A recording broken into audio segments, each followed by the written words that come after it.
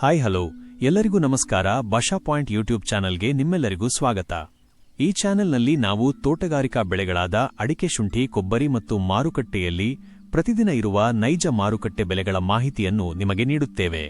ಇನ್ನೂ ನಮ್ಮ ಚಾನೆಲ್ ಅನ್ನು ಸಬ್ಸ್ಕ್ರೈಬ್ ಮಾಡದವರು ಇದ್ದರೆ ಈಗಲೇ ಸಬ್ಸ್ಕ್ರೈಬ್ ಮಾಡಿ, ಪಕ್ಕದಲ್ಲಿರುವ ಬೆಲ್ ಐಕಾನ್ ಅನ್ನು ಒತ್ತಿ ನಮ್ಮ ಹೊಸ ವಿಡಿಯೋಗಳ ಮಾಹಿತಿ ತಕ್ಷಣ ಪಡೆಯಿರಿ.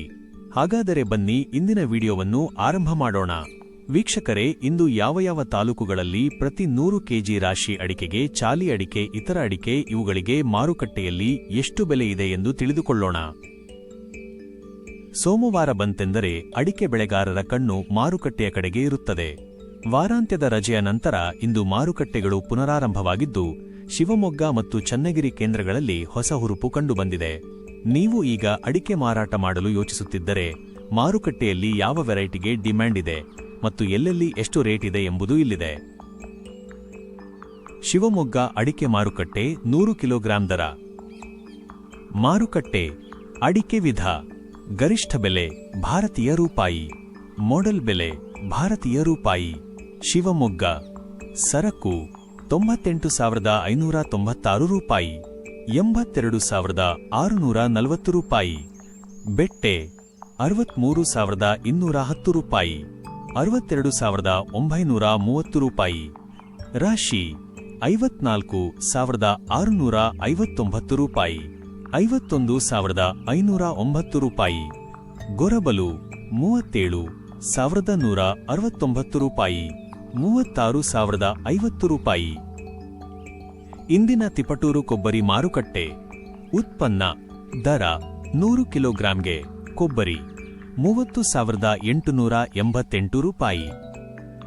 ಸಾಗರ ಇಂದಿನ ಅಡಿಕೆ ಬೆಲೆ 100 ಕಿಲೋಗ್ರಾಂ ದರ.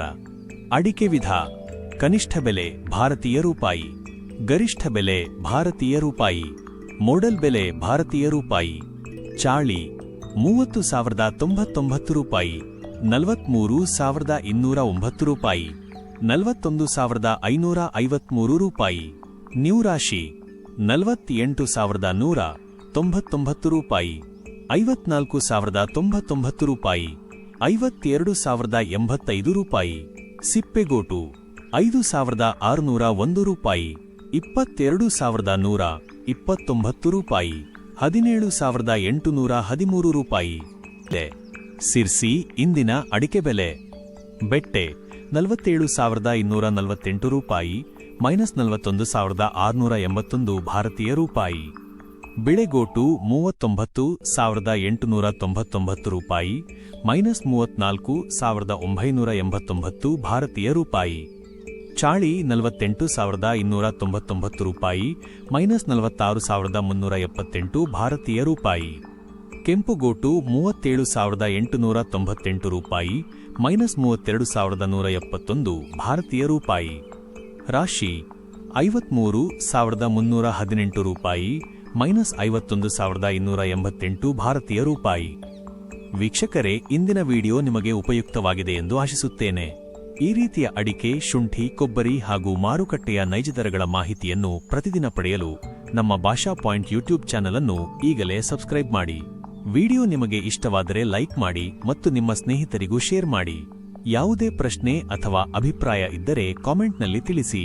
ನಿಮ್ಮ ಪ್ರತಿಯೊಂದು ಕಾಮೆಂಟ್ಗೂ ನಾವು ಉತ್ತರ ನೀಡಲು ಪ್ರಯತ್ನ ಮಾಡುತ್ತೇವೆ. ಧನ್ಯವಾದಗಳು ವೀಕ್ಷಿಸಿದ್ದಕ್ಕಾಗಿ. ಮತ್ತೆ ಮುಂದಿನ ವಿಡಿಯೋದಲ್ಲಿ ಭೇಟಿಯಾಗೋಣ.